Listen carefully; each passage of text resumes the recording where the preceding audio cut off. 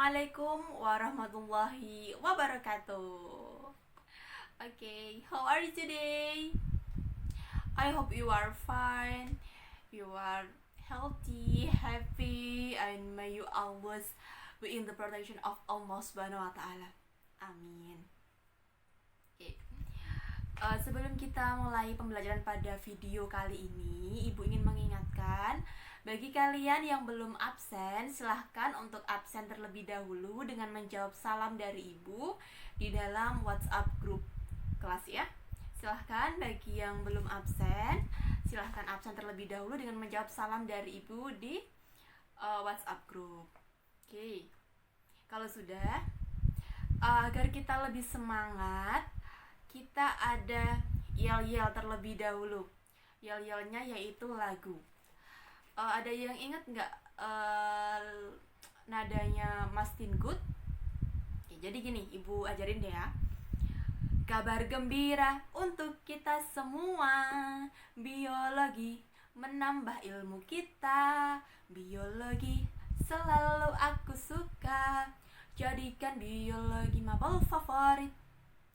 Oke, ulang ya. Kabar gembira untuk kita semua, biologi menambah ilmu kita. Biologi selalu aku suka, jadikan biologi mapel favorit. Biologi good. Oke, kita ulang lagi bersama-sama yang semangat semuanya ya. 1, 2, 3. Kabar gembira untuk kita semua, biologi menambah ilmu kita. Biologi selalu aku suka, jadikan biologi mapel favorit. Biologi good. Oke, hebat, keren sekali, terima kasih. Nah, untuk memulai materi pada pagi hari ini, Ibu mau kasih lihat gambar. Kira-kira ini gambar apa ya? Ada yang tahu? Oke, good, gambar bayi. Ya, bayi. Nah, kira-kira kita semua ini pasti pernah menjadi bayi ya. Ibu mau tanya nih, di mana sih bayi tumbuh dan berkembang sebelum dilahirkan? Ada yang tahu? Iya, betul sekali, di rahim. Nah, rahim ini merupakan organ atau sistem apa sih? Ada yang tahu nggak? Mungkin sistem pencernaan, sistem pernafasan, atau apa? Ada yang tahu nggak? Rahim itu termasuk organ apa? Oke, good. Organ dalam sistem reproduksi. Berarti udah ada gambaran ya. Hari ini kita akan belajar tentang apa? Kita akan belajar tentang sistem reproduksi. Oke, good. Bagus sekali. Ini harus tetap semangat ya kita walaupun dalam keadaan daring. Nah, Ibu mau memperlihatkan dulu indikator yang harus kita capai. Yang pertama itu mengidentifikasi struktur jaringan penyusun organ reproduksi, kemudian menjelaskan fungsi organ-organ pada sistem reproduksi laki-laki dan perempuan. Selanjutnya mampu menganalisis hubungan antara struktur jaringan penyusun organ reproduksi dan juga fungsinya, kemudian menunjukkan hasil analisis pengaruh pergaulan bebas dan penyakit pada organ reproduksi. Nah, untuk tujuannya sejalan dengan indikator tadi ya. Oke, lanjut. Yaitu sistem reproduksi. Udah ada yang tahu nggak kira-kira pengertian sistem reproduksi itu apa sih? Ada yang masih ingat? Oke, mungkin ada yang beberapa yang udah lupa ya. Kita ulang, nggak apa-apa, kita ulang. Jadi, sistem reproduksi merupakan kumpulan organ yang berfungsi untuk berkembang biak. Nah, sistem ini memiliki peran yang sangat vital atau penting dalam kelangsungan hidup suatu spesies. Bahkan sebagian ahli itu menyebutkan bahwa sistem reproduksi merupakan salah satu sistem terpenting dalam tubuh makhluk hidup. Nah, sistem reproduksi ini ada dua, yaitu sistem reproduksi perempuan dan juga sistem reproduksi laki-laki. Oke, kita langsung lanjut. Next. Nah, organ reproduksi pria. organ reproduksi pria ini dibagi menjadi dua. Ada bagian internal dan juga ada bagian eksternal. Nah, untuk bagian eksternal itu ada penis dan juga ada skrotum atau zakat.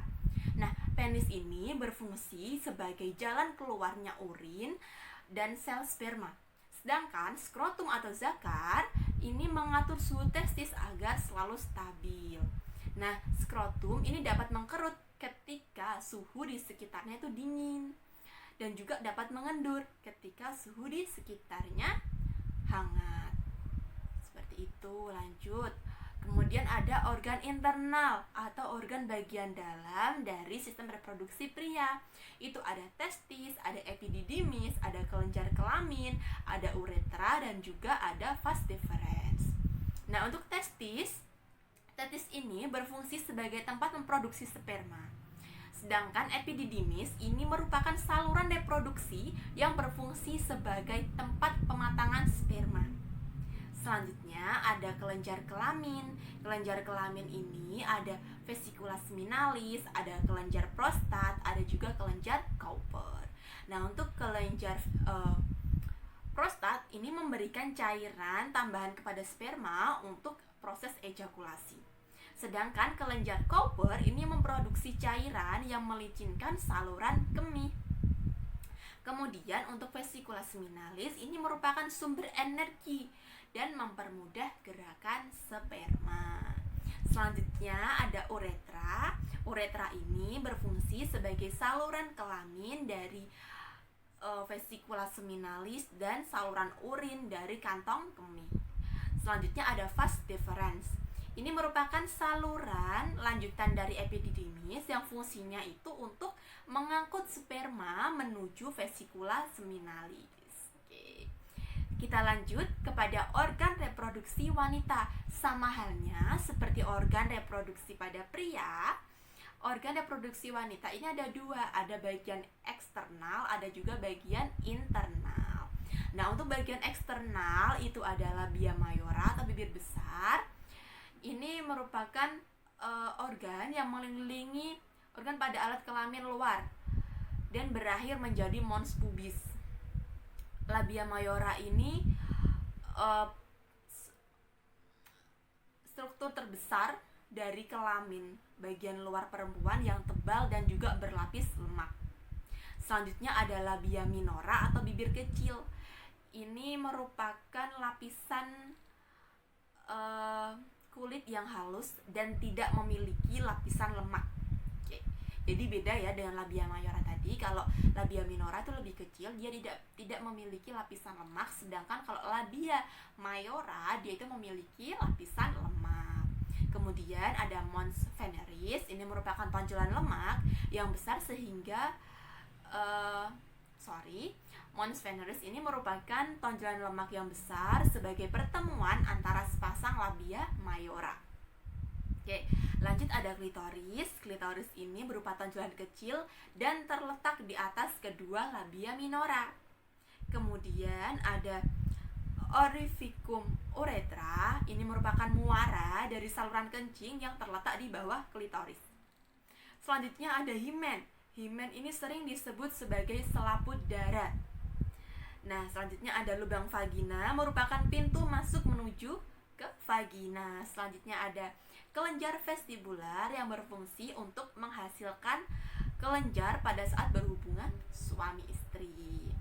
Nah, selanjutnya ada organ internal atau organ bagian dalam dari sistem reproduksi wanita, yaitu ada vagina, ada uterus, ada tuba fallopi, ada ovarium, dan juga ada cervix. Yang pertama ada vagina. Vagina ini berfungsi sebagai jalan lahirnya bayi saat persalinan dan juga tempat keluarnya darah saat menstruasi, dan juga menjadi jalur akses sperma untuk menuju ke rahim. Kemudian ada uterus. Uterus ini merupakan tempat pertumbuhan perkembangan embrio hingga siap dilahirkan. Tadi ya gambarnya sudah ada di depan. Kemudian ada tuba fallopi, tempat terjadinya fertilisasi. Selanjutnya ada ovarium yang merupakan tempat memproduksi sel telur. Selanjutnya ada cervix, merupakan organ yang memproduksi lendir dan juga mukus. Lendir ini akan membantu menyalurkan sperma dari vagina ke rahim saat berhubungan seksual. Oke. Selanjutnya kita tebak-tebakan yuk. Kita coba ulang ya. Tadi kita sudah membahas tentang sistem reproduksi perempuan dan juga laki-laki. Nah, di sini ada gambar. Kira-kira apa aja sih organ dalam sistem reproduksi pria dan laki-laki? Oke, ada apa? Oke, ada testis, kemudian ada skrotum. Terus ada apa lagi? Ada testis, oke. Ada apa lagi? Ada epididymis. Oh, keren. Kemudian ada kelenjar kelamin. Iya, ada uretra. Kemudian ada juga vas deferens. Nah, untuk yang bagian perempuan ada apa aja sih ini? Ada labia minora, ada labia mayora, kemudian ada apa? Ada klitoris, kemudian ada himen, ada lubang vagina, ada juga kelenjar vestibular. Nah, bagian dalam dari sistem reproduksi perempuan ada apa aja? Ada vagina, uterus, tuba fallopi, ovarium, dan juga ada cervix. Oke, baik. Nah, mari berdiskusi tentang sistem reproduksi. Nah, di sini nanti Ibu minta kalian untuk membuat kelompok. Kita kan jumlahnya ada 20 orang. Kita bagi menjadi 5 kelompok. Jadi anggotanya itu 4 ya. Satu kelompok 4 anggotanya. Kemudian nanti kalian silahkan akses atau klik link yang Ibu bagikan di WhatsApp group. Itu isinya lembar kerja.